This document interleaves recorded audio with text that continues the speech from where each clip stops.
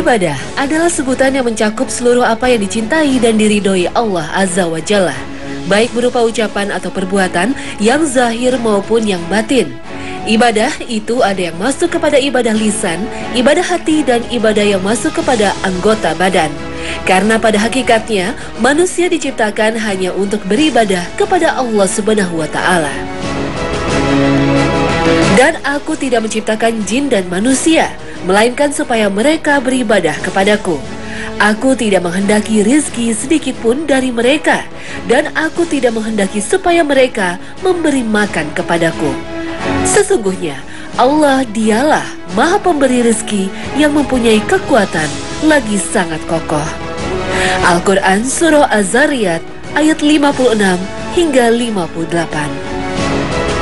Allah Azza wa Jalla memberitahukan bahwa hikmah dari penciptaan jin dan manusia adalah agar mereka melaksanakan ibadah hanya kepada Allah Azza wa Jalla. Dan Allah Maha Kaya, tidak membutuhkan ibadah mereka, tetapi merekalah yang membutuhkannya. Maka barang siapa yang menolak beribadah kepada Allah, ia adalah makhluk yang sombong. Secara sifat, ibadah itu ada yang masuk kepada kategori sunnah dan ada juga yang masuk kepada wajib. Akan tetapi dalam pelaksanaannya, ada yang lebih cenderung mengerjakan yang sunnah sehingga lupa terhadap yang wajib. Ada juga yang lebih mencintai yang wajib sehingga yang sunnah ditinggalkan.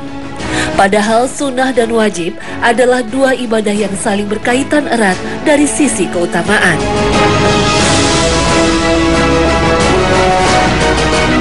Hukum mengerjakan ibadah wajib adalah mutlak dikerjakan. Artinya, setiap muslim harus mengerjakan ibadah itu. Apabila meninggalkan, maka ia akan mendapatkan dosa. Sementara ibadah bersifat sunnah, setiap muslim tidak harus mengerjakan urusan itu dan tidak berdosa bila meninggalkannya.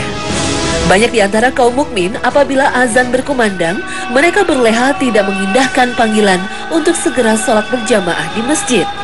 Padahal sholat berjamaah di masjid bagi laki-laki menurut kebanyakan ulama adalah sebuah kewajiban. Tapi pada kenyataannya, umat Islam malah sibuk dengan pekerjaannya masing-masing.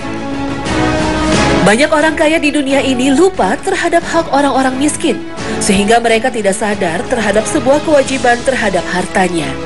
Hendaknya manusia mengeluarkan zakat, karena pada setiap harta yang kita miliki ada hak fakir miskin. Pemirsa Hasanah yang dirahmati Allah, episode Hasanah kali ini akan membahas tentang beberapa ibadah wajib yang seringkali kita lupakan. Semoga bermanfaat.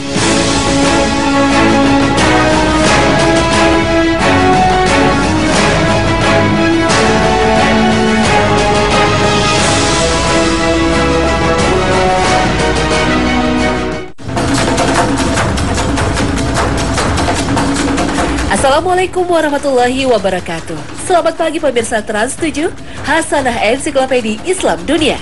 Pagi ini kembali hadir ke hadapan Anda untuk berbagi pengetahuan dan saling menasehati dalam kebajikan. Di antara ibadah yang sering dilupakan oleh umat muslim adalah menjawab salam. Ulama juga sepakat bahwa memberi salam hukumnya sunnah, sedangkan menjawab salam hukumnya wajib. Sebagaimana sabda Rasulullah Sallallahu Alaihi Wasallam, kewajiban seorang muslim atas muslim yang lain ada 5: menjawab salam, menjenguk orang sakit, mengiringi jenazah, memenuhi undangan, dan mendoakan orang yang bersin. Hadis riwayat Al-Bukhari dan Muslim. Mereka berselisih tentang apakah kewajiban menjawab salam gugur jika salah seorang sudah menjawabnya. Imam Malik dan Asy-Syafi'i menyatakan gugur kewajiban menjawab salam. Sedangkan para ulama ahli Kufah menyatakan tetap menjadi fardu kifayah. Salam adalah sapaan yang bisa menumbuhkan rasa kasih sayang dan bisa mempererat tali persaudaraan. Sebuah doa untuk kebaikan bagi kita hingga sudah selayaknya kita membalas dengan kebaikan juga. Namun, jika ucapan salam yang berupa doa tidak diucapkan dengan baik dan benar, bahkan diucapkan asal-asalan, tak ada kewajiban bagi kita untuk menjawabnya. Menjawab salam memang wajib dan memberi salam memang sunnah. Namun ada beberapa kondisi di mana seseorang sebaiknya tidak memberi salam. Di antaranya adalah kita tidak boleh mengucapkan salam kepada orang yang sedang membuang hajat, orang yang sedang azan, sedang membaca Al-Quran, dan talbiyah saat ihram. Sebagaimana yang disabdakan oleh Rasulullah Sallallahu Alaihi Wasallam. Ibnu Umar menyebutkan bahwasannya ada seseorang yang lewat sedangkan Rasulullah sedang buang air kecil, dan orang itu memberi salam. Maka Nabi tidak menjawabnya. Hadis riwayat Muslim.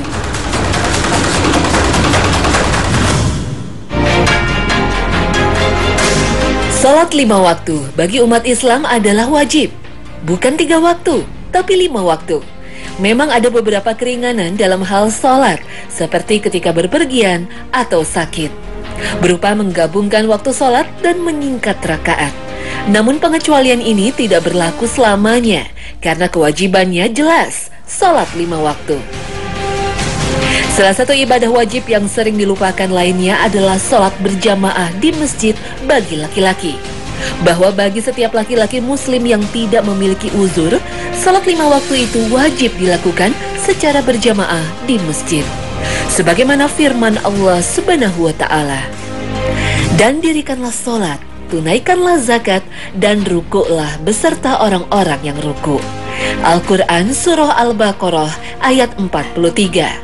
Para ulama berbeda pendapat dalam masalah hukum wajibnya sholat berjamaah. Namun mayoritas ulama sepakat bahwa sholat 5 waktu bagi laki-laki wajib dilakukan berjamaah dan di masjid. Dari Abu Hurairah radhiyallahu anhu, ia berkata, telah datang kepada Nabi Shallallahu Alaihi Wasallam seorang lelaki buta. Kemudian ia berkata, "Wahai Rasulullah, aku tidak punya orang yang bisa menuntunku ke masjid." Lalu dia mohon kepada Rasulullah Shallallahu Alaihi Wasallam agar diberi keringanan dan cukup salat di rumahnya. Maka Rasulullah Shallallahu Alaihi Wasallam memberikan keringanan kepadanya. Ketika dia berpaling untuk pulang, beliau memanggilnya seraya berkata, "Apakah engkau mendengar suara azan panggilan salat?" Ia menjawab, "Ya." Beliau bersabda, "Maka hendaklah kau penuhi panggilan itu." Hadis riwayat Muslim. Rasulullah Shallallahu Alaihi Wasallam tetap memerintahkan seorang laki-laki yang buta untuk tetap sholat berjamaah di masjid. Sholat berjamaah yang dilakukan di masjid memiliki pahala yang besar daripada sholat sendirian. Sebagaimana sabda Rasulullah, sholat berjamaah 27 kali lebih utama daripada sholat sendirian. Hadis riwayat Bukhari dan Muslim. Orang yang rajin sholat berjamaah di masjid juga dijanjikan akan diangkat beberapa derajat, dibacakan sholawat, dan didoakan oleh para malaikat. Sebagaimana sabda Rasulullah, sholat seseorang dengan berjamaah lebih besar pahalanya sebanyak 25 atau 27 derajat daripada sholat di rumahnya atau di pasar, maksudnya sholat sendirian. Hal itu dikarenakan apabila salah seorang di antara kamu telah berwudu dengan baik, kemudian pergi ke masjid, tidak ada yang menggerakkan untuk itu kecuali karena dia ingin sholat, maka tidak satu langkah pun yang dilangkahkannya kecuali dengannya dinaikkan 1 derajat baginya dan dihapuskan 1 kesalahan darinya sampai dia memasuki masjid. Dan apabila dia masuk masjid, maka ia terhitung sholat selama sholat menjadi penyebab baginya untuk tetap berada di dalam masjid itu. Dan malaikat pun mengucapkan salawat kepada salah seorang dari kamu selama dia duduk di tempat sholatnya. Para malaikat berkata, "Ya Allah, berilah rahmat kepadanya, ampunilah dia dan terimalah taubatnya, selama ia tidak berbuat hal yang mengganggu dan tetap berada dalam keadaan suci." Hadis riwayat Bukhari dan Muslim. Semoga kita semua diberikan kemudahan untuk menjalaninya. Amin. Allahumma amin.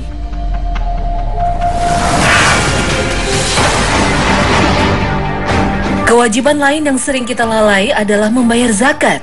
Padahal kedudukan zakat begitu agung dan diletakkan sebagai rukun Islam yang 5. Zakat mal atau zakat harta adalah salah satu bentuk ibadah yang kebanyakan orang sudah melupakannya. Banyak umat muslim beranggapan bahwa mengeluarkan zakat fitrah pada hari raya Idul Fitri sudah lebih dari cukup. Padahal zakat mal berfungsi untuk mensucikan harta dari perkara yang haram dan menjaga harta dari hak fakir miskin.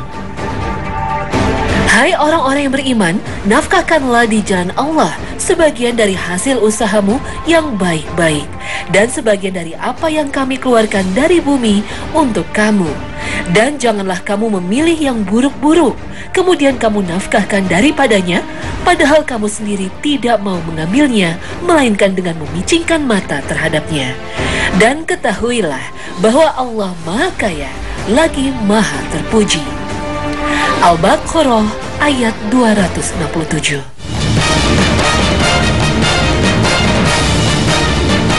Para ulama sepakat terdapat beberapa syarat bagi orang yang harus mengeluarkan zakat mal. Pertama adalah yang mengeluarkan zakat mal mesti seorang muslim, sebagaimana firman Allah Subhanahu wa Ta'ala. Dan kami hadapi segala amal yang mereka kerjakan non-muslim, lalu kami jadikan amal itu bagaikan debu yang berterbangan. Al-Furqan ayat 23. Rasulullah Shallallahu Alaihi Wasallam juga bersabda kepada Muaz bin Jabal radhiyallahu anhu ketika beliau mengutusnya ke negeri Yaman. Beritakan kepada mereka kaum muslimin bahwa Allah telah mewajibkan atas mereka sedekah dari harta mereka yang diambil dari orang-orang kaya dari mereka dan diberikan kepada orang-orang fakir dari mereka. Hadis riwayat Bukhari.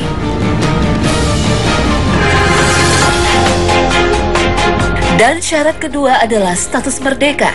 Zakat tidak diwajibkan kepada budak dan hamba sahaya, karena hartanya adalah milik tuannya, maka tuannya lah yang wajib menzakatinya. Syarat ketiga dalam berzakat adalah sudah memenuhi usia dewasa. Zakat hanya diwajibkan kepada orang dewasa, tidak kepada anak-anak yang belum balik. Akan tetapi jika anak itu memiliki harta yang sudah sampai nishab 1 tahun, maka walinya yang mengurusnya wajib untuk mengeluarkan zakat dengan niat untuk mereka. Syarat keempat dalam berzakat adalah berakal. Orang yang tidak berakal kedudukannya sama dengan anak-anak, maka walinya yang dibebani untuk membayar zakat. Setelah syarat orang penzakat sudah dipenuhi, maka para ulama sepakat bahwa ada beberapa syarat lagi di mana harta itu wajib dizakati. Pertama adalah status harta tersebut kepemilikan penuh, yaitu harta tersebut berada dalam pengawasan dan kekuasaan penuh, di mana pemiliknya berkuasa untuk mengusahakan dan mengambil manfaat dari usahanya. Maka barang siapa yang memiliki harta dalam kepemilikan penuh, maka wajib baginya mengeluarkan zakat. Kepemilikan itu bisa berupa hasil usaha, sewaan, pemberian negara, atau pinjaman. Lalu kedua, apabila status harta itu tercampur, maka bisa dikeluarkan selama kepemilikan harta masing-masing bisa dibedakan. Maka cara membayar zakatnya dengan cara terpisah. Akan tetapi kalau tidak bisa dibedakan, maka membayar zakatnya dengan cara digabungkan. Bagi kepemilikan harta gabungan, maka wajib bagi mereka mengeluarkan zakat apabila sudah sampai nishab. Seperti dalam pertanian, bagi pemilik tanah wajib mengeluarkan zakat dari hasil tanamannya. Sebagaimana yang mengerjakannya pun wajib membayar zakat dari hasil bagiannya. Harta menjadi wajib zakat apabila sudah sampai nishab, yaitu harta yang telah mencapai jumlah tertentu sesuai dengan ketentuan syariat. Namun apabila harta tersebut belum sampai kepada nishab, maka bebas dari kewajiban zakat. Kalau kepemilikan hartanya beragam, maka bisa digabungkan berdasarkan kesamaan jenis. Misalkan, kerbau dengan sapi, kambing dengan biri-biri, dinar dengan dirham, dan mata uang dengan harta perniagaan. Selama harta tersebut berlakunya 1 tahun atau haul dan sudah mencapai nishab, selama harta itu masih berupa harta produktif seperti mata uang atau binatang ternak, semua harta dihitung hasilnya kecuali apa yang keluar dari bumi. Rasulullah Shallallahu Alaihi Wasallam bersabda, barang siapa yang memanfaatkan harta, maka tidak ada zakat baginya sampai genap 1 tahun pada pemiliknya. Hadis riwayat Tirmizi. Adapun yang keluar dari bumi seperti biji-bijian, buah-buahan, maka zakatnya ketika panen dan tidak disyariatkan menunggu 1 tahun. Sebagaimana firman Allah Subhanahu wa Ta'ala. Dan tunaikanlah haknya di hari memetik hasilnya dengan membayar zakatnya. Al-An'am ayat 14. Dan siapa saja yang memiliki emas yang sudah sampai nishab atau sudah 1 tahun, maka wajib bagi pemiliknya mengeluarkan zakat. Berkembang, zakat hanya diwajibkan kepada harta yang berkembang, yaitu bisa bertambah dengan diusahakan. Harta yang berkembang ini dibagi menjadi 2 macam. Yang berkembang dengan sendirinya seperti binatang ternak dan tanaman, dan berkembang dengan berubah zatnya serta diusahakan, seperti mata uang yang berkembang dengan diniagakan.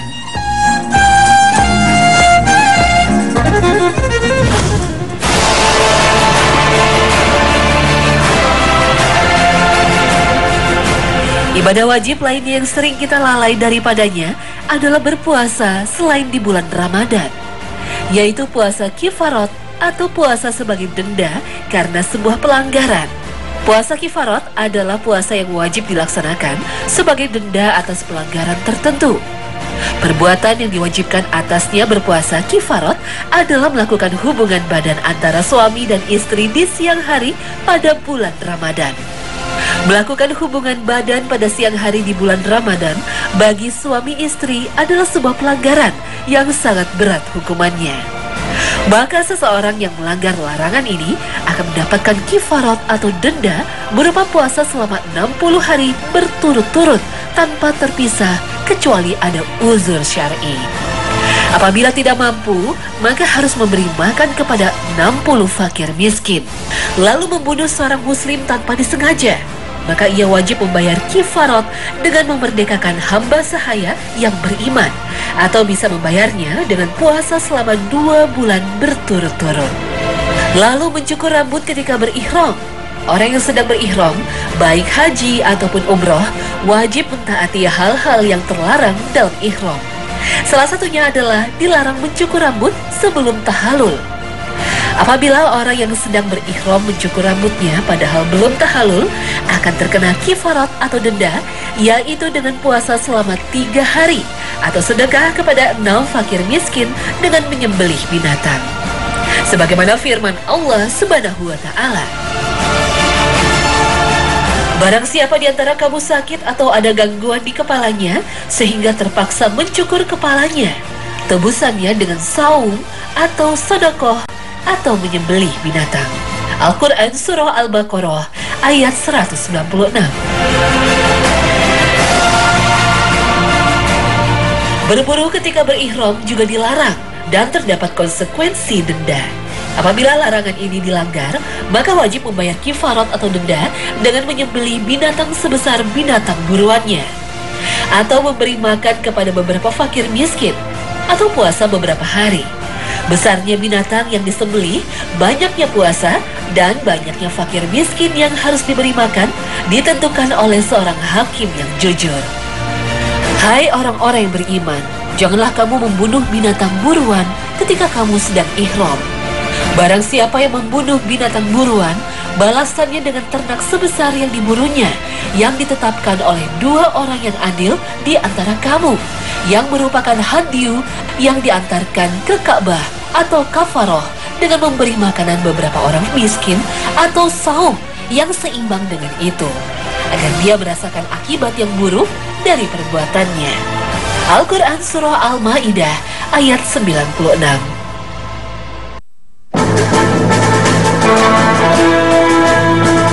Kafarat denda juga berlaku dalam beberapa pelaksanaan ibadah haji, seperti jamaah yang sejak awal diniatkan melaksanakan haji tamtu, maka wajib atasnya menyembelih hadyu atau semacam kurban di tanah suci. Jika karena satu dan lain hal tidak mampu melaksanakannya, maka wajib membayar kifarat atau denda dengan puasa selama 10 hari. Caranya, puasa 3 hari saat melaksanakan haji dan puasa 7 hari setelah kembali ke tanah air. Sebagaimana firman Allah Subhanahu wa Ta'ala, maka bagi siapa yang ingin mengerjakan umroh sebelum haji di dalam bulan haji, maka wajiblah ia menyembelih kurban yang mudah didapat. Tetapi jika ia tidak mendapatkan binatang kurban atau tidak mampu, maka wajib berpuasa 3 hari dalam masa haji dan 7 hari lagi apabila telah pulang ke tanah air. Itulah 10 hari yang sempurna. Al-Quran Surah Al-Baqarah ayat 196. Membayar kafarat juga bisa dilakukan apabila tidak mampu memenuhi nazar. Apabila kita bernazar atau bersumpah untuk melakukan sesuatu, namun karena satu dan lain hal, sumpah tersebut tidak bisa dilaksanakan, kita akan terkena sanksi kifarat atau denda. Misalnya, seseorang yang sedang sakit parah, kemudian dia bernazar, "Demi Allah, seandainya saya bisa sembuh, maka saya akan berinfak 10 juta rupiah." Namun setelah diberi kesembuhan oleh Allah, ternyata orang itu tidak memiliki uang. Maka ia konsekuensinya harus membayar kifarat atau denda dari sumpahnya itu. Sebagaimana firman Allah Subhanahu wa Ta'ala, Allah tidak menghukum kamu disebabkan sumpah-sumpahmu yang tidak dimaksud untuk bersumpah, tetapi Dia akan menghukum kamu disebabkan sumpah-sumpah yang kamu sengaja. Maka kifarat denda melanggar sumpah itu dengan memberi makan 10 orang miskin dengan makanan yang bisa kamu berikan kepada keluargamu, atau memberikan kepada mereka pakaian, atau memerdekakan budak. Barang siapa yang tidak sanggup melakukan yang demikian, saumlah 3 hari. Yang demikian itu adalah kifarat denda sumpah-sumpahmu bila kamu bersumpah tetapi kamu langgar. Dan laksanakanlah sumpahmu. Demikian Allah terangkan kepadamu hukum-hukumnya agar kamu bersyukur kepadanya. Al-Quran Surah Al-Ma'idah ayat 89.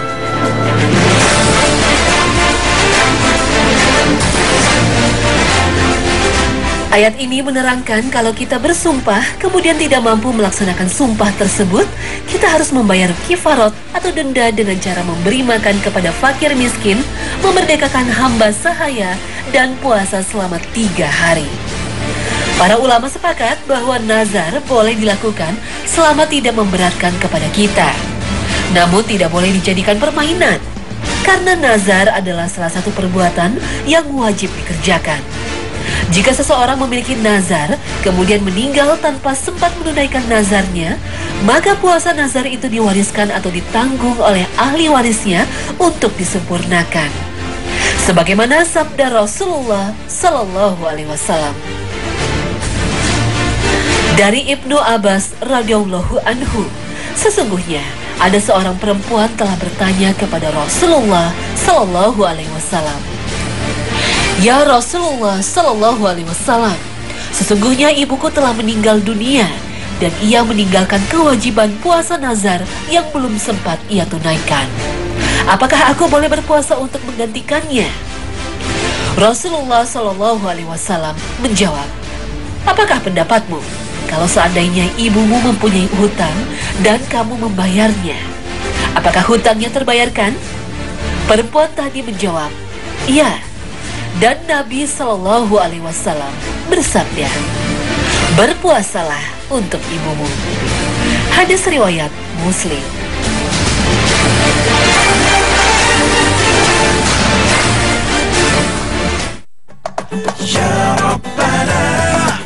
Nah pemirsa, inilah akhir kebersamaan kita dalam Hasanah pagi ini.